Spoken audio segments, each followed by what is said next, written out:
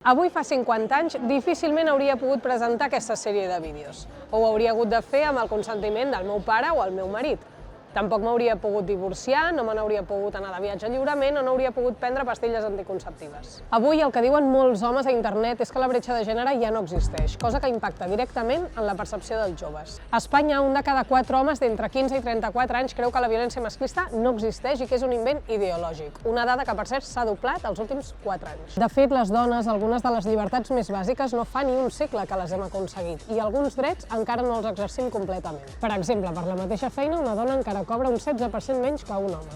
No és l'única ocasió en què les dones treballem gratis. Les cures continuen a la nostra taulada. També tenim més dificultats per ocupar càrrecs directius i la maternitat encara afecta negativament la nostra vida laboral. Tot això per no parlar de les esgarrifoses dades de violència masclista. El 2025 el vam tancar amb 28.000 denúncies i 11 feminicidis. Avui el futur ja no és el que era, ens preguntem. Soc dona i no em tracten igual que els meus companys homes. És normal?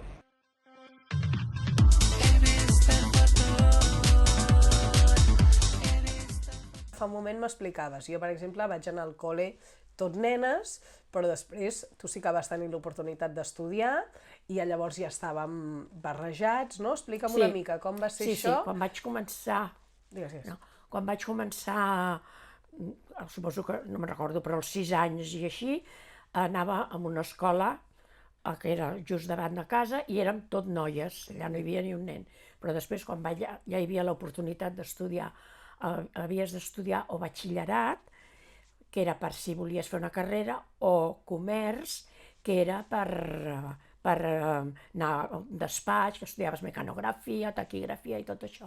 Llavors allà ja hi havia, érem nois i noies, però vull dir, la manera de tractar dels professors, de tractar els homes i a les dones, també era diferent, perquè jo me'n recordo que teníem el que és el tutor, ara diríeu el tutor, que era el que ens donava, ens impartia totes les classes, que amb els xavals els hi fotia una de veritat, O sigui que avui en dia això no estaria permès ni per homes ni per dones.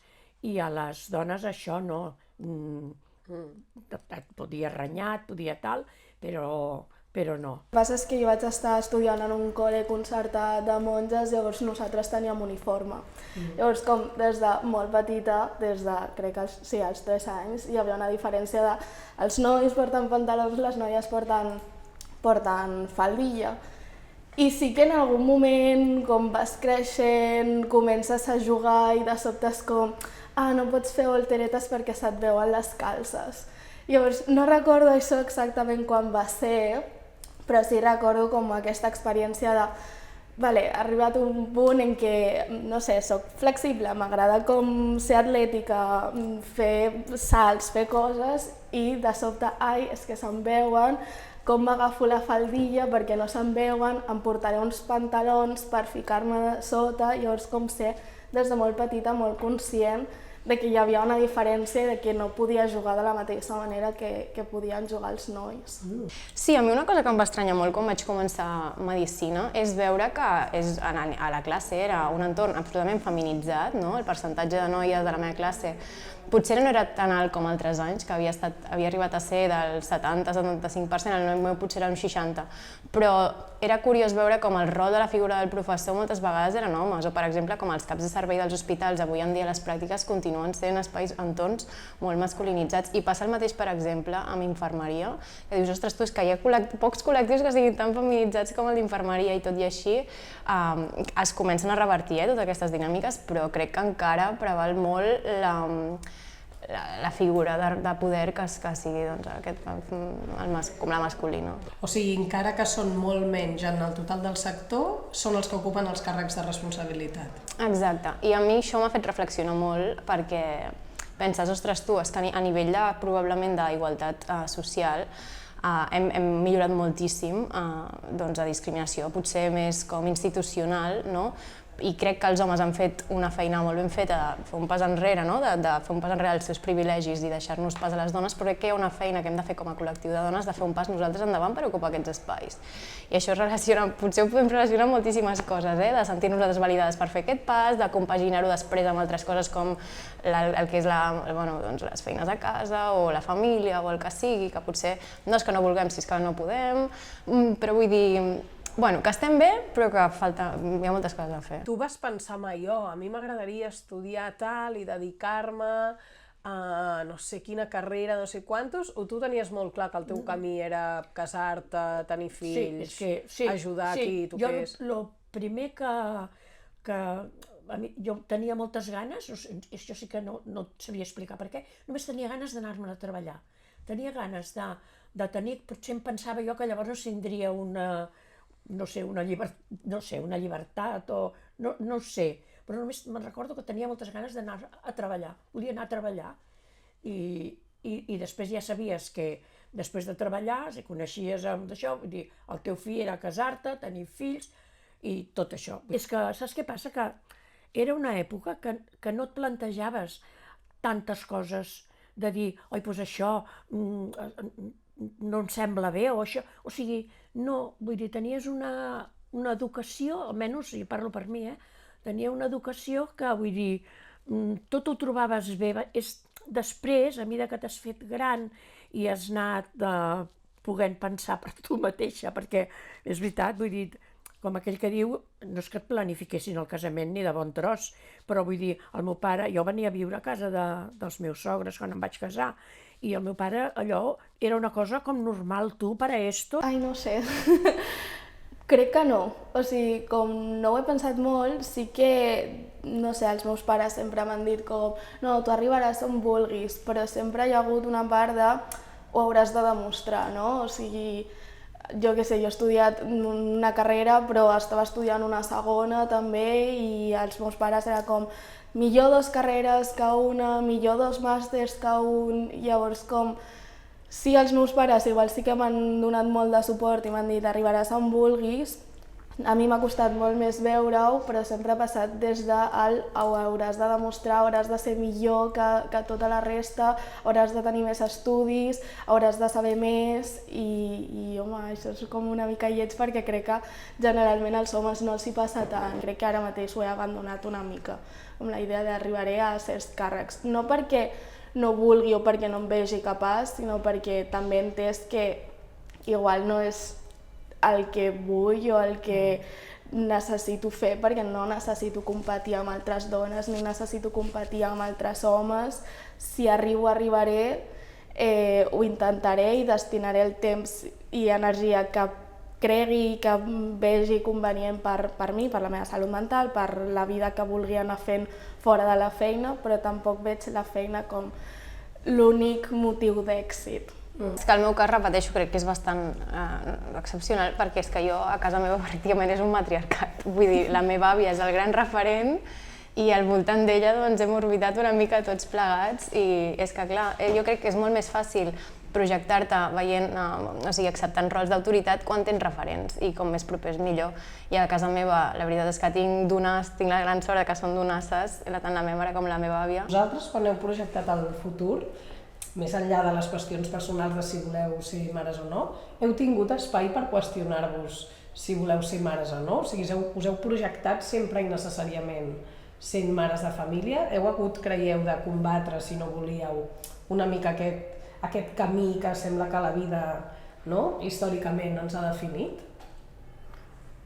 Jo és que sempre he volgut ser mare.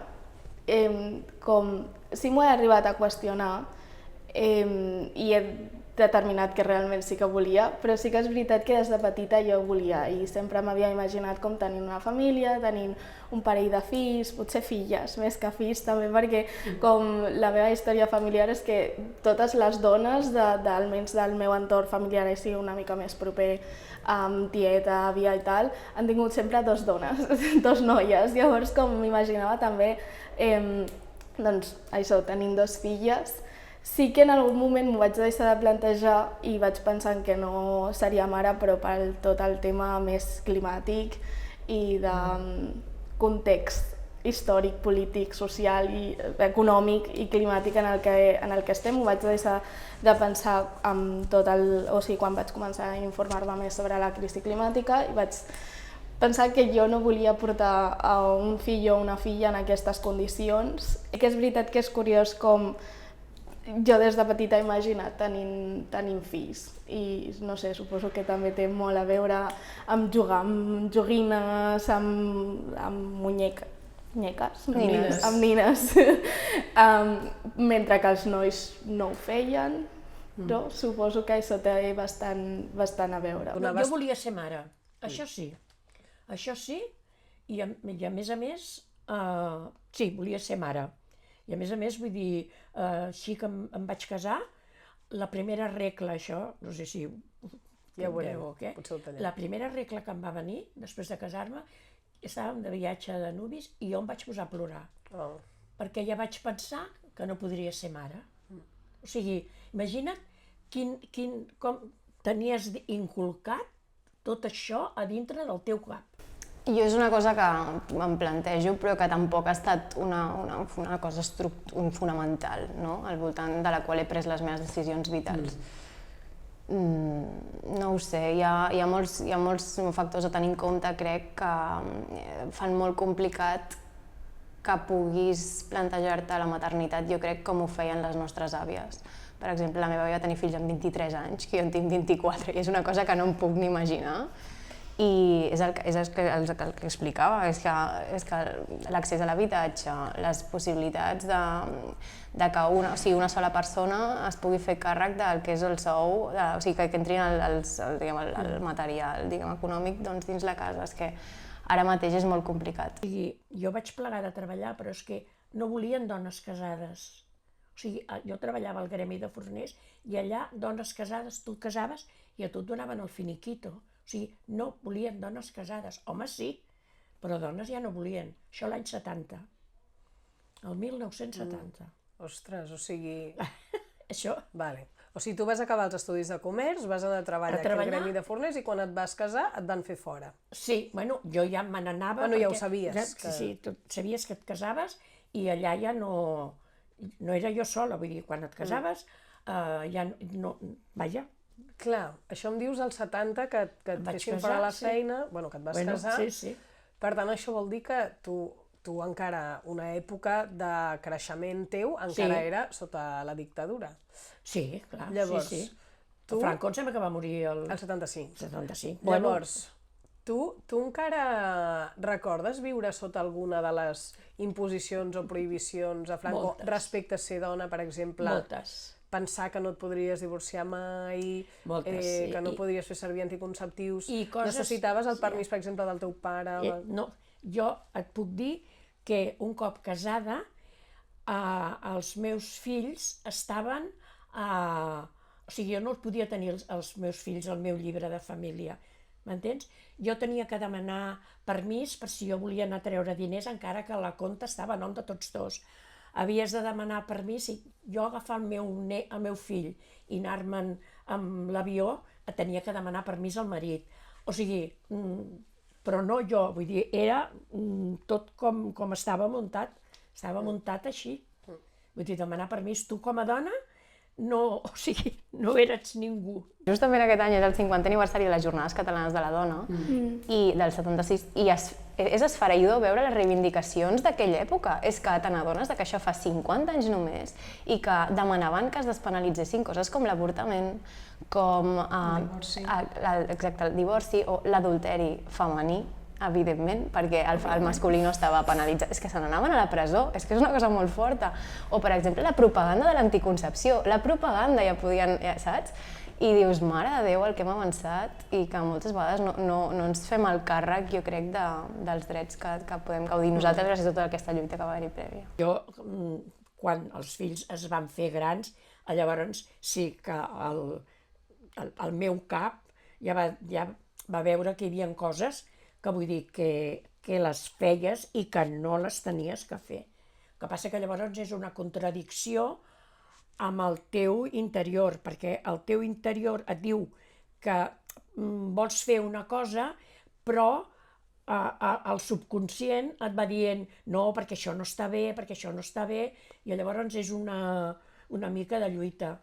I ja estic supercontenta de que, primer, de com he intentat superar-ho, i després la gent jove ara com vosaltres teniu no uns privilegis, que la gent es pensa que això són privilegis. No són privilegis, és igualtat, intentar ser igual que un home, que una dona, vull dir, intentar ser iguals amb tot, amb pensament, amb que pugui tenir tant de valor el que tu dius com el que pugui dir un home, vull dir, i amb això trobo que s'ha millorat molt i em sap molt greu totes ara que sembla que hi ha coses que vulguin tornar cap enrere i això ha costat molt d'aconseguir-ho, perquè ara, vull dir, es tornis a tirar enrere, s'ha de lluitar per el que s'ha aconseguit, no perdre-ho, perquè ha costat molt a moltes dones. Sí que crec que aquí hi ha un tema de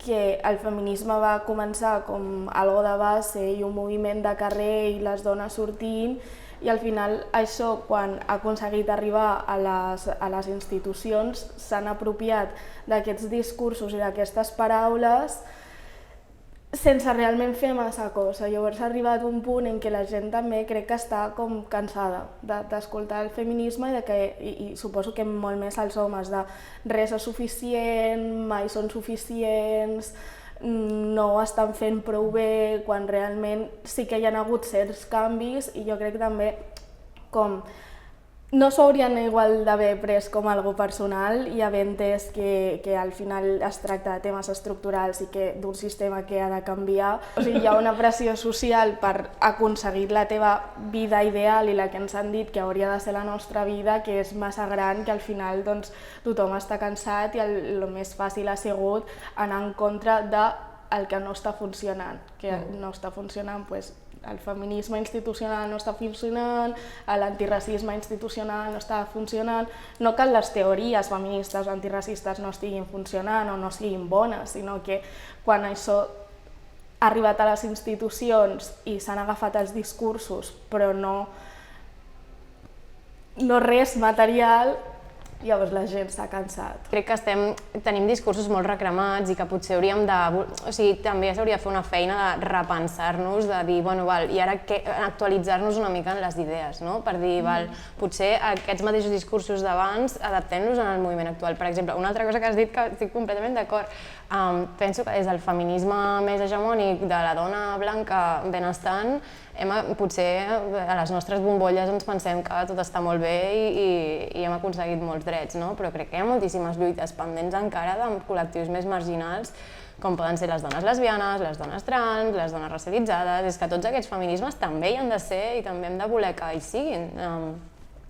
I després també la figura de la superdona, que és un dels grans temes que clar, és que se'ns ha incorporat el món laboral, potser per interessos més capitalistes que no pas de benevolents i d'igualtat, i llavors ens hem trobat que sí, de cop tenim les oportunitats, de cop tenim diners, però que les tasques de casa, les domèstiques, moltes vegades continua sent el repartiment absolutament poc equitatiu.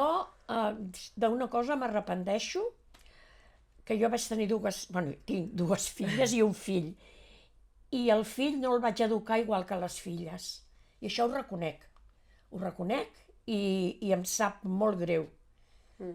Molt greu perquè era la mentalitat aquella una mica de que com que era el noi, i això jo, i ho reconec, ho he fet, no ho vaig fer bé, Bueno, vas fer el que t'havien ensenyat a fer. Bueno, però vull dir, soc conscient, almenys penso que com que soc conscient, algú ho hauré fet bé.